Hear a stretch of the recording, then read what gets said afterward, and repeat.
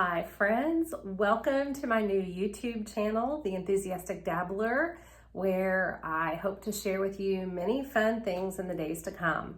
I am a dabbler, and that's because I'm an enthusiast on the Enneagram. Probably not all enthusiasts are dabblers, but I just happen to be. So I wanted to come up with a space where I could share with you some of the fun and interesting things that I've gotten into over the years. So one of the things I am the most enthusiastic about is my love of books. And today I thought it might be fun to share with you how all of that got started and a couple of tiny stories into my world of reading. So when I was in first grade, I had a lovely teacher named Mrs. Zadie who worked very hard to teach all of us the phonics.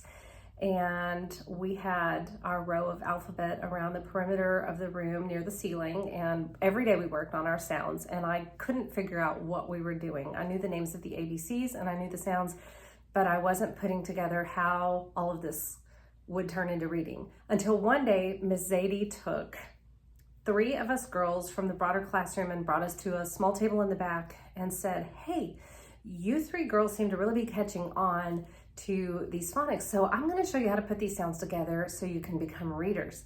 And that's exactly what she proceeded to do. We began sounding things out and I was ecstatic. I couldn't believe the magic of words taking shape in front of my very eyes. So in my enthusiasm, I went home and at the dinner table told my dad, "I learned how to read today." And he was not the most encouraging person at that time. And he said, "Oh, really? Then what's this word?" And he pointed to a box of crackers we had sitting at the table. And the brand name was really long, had 2 syllables and long vowel sounds. And I didn't know how to do any of that. So I couldn't read the word.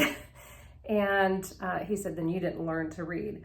Well, I wasn't daunted by that. I went back to school the next day and continued working on my progress. And before long, I was in the magical world of picture books. Picture books were phenomenal and amazing and kind of a dream come true for me that I could sit down and read these books. Fast forward to 2nd grade and I had another lovely teacher named Miss Jeannie. Now Miss Jeannie did something new and unusual for me. She grabbed out a chapter book. And I had been staring at all of the chapter books in our library, but thinking it would be years before I would be able to put my hands on a book so big. But Miss Jeannie began reading and broke the novel down chapter by chapter every day. And as she read, she did voicings for all of the characters and made them come alive. And I didn't know people read like that. No one had read to me like that before. So every day I got to hear the voices of the goose and the sheep and Wilbur and Charlotte and Fern. And every day I wanted to hurry and get back into that magical world of Charlotte's Web. I needed to know what was going to happen. And of course, I'm matching up my own life to the story in some ways, being raised on a farm, but also the sadness of animals don't talk to me. Why aren't animals talking to me? But I fell in love with the story. I was hooked. It was absolutely my gateway drug into the world of reading. So on the final day, I was so sad that the story was finished. But I carefully watched as Miss Jeannie walked to the back of the room where she had a nice little book nook that was hidden from view from the rest of the classroom. And she tucked the book back on the shelf, and I paid very close attention where she shelved the book. And as soon as she made it back to the front of the classroom and turned her back, I made a beeline for that little nook. I guess somehow I thought maybe she wouldn't notice that I was missing. But of course, she was a smart teacher and looked around immediately and said, "Where's Yolanda?" And all of the rest of my classroom ratted me out and they pointed, "She's back there in the nook."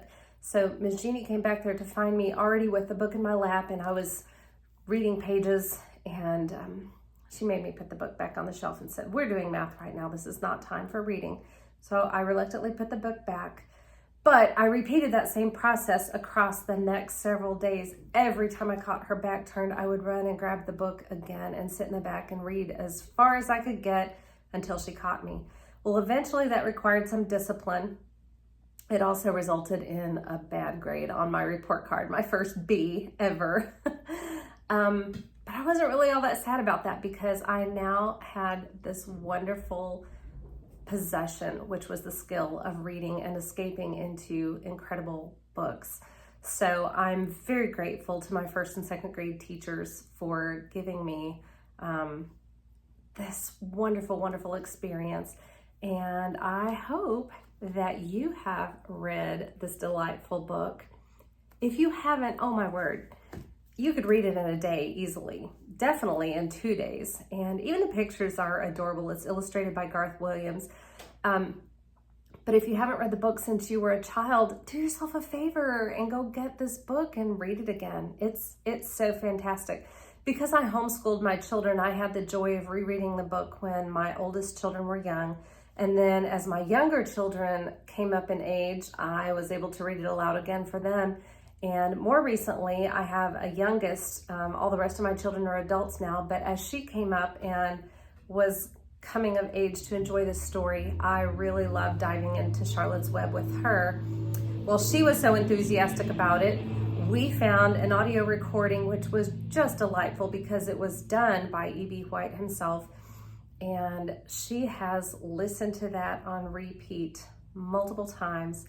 It's just that fantastic. So I hope you might consider diving back into the world of Charlotte's Web. And hey, thanks for hanging out with me today.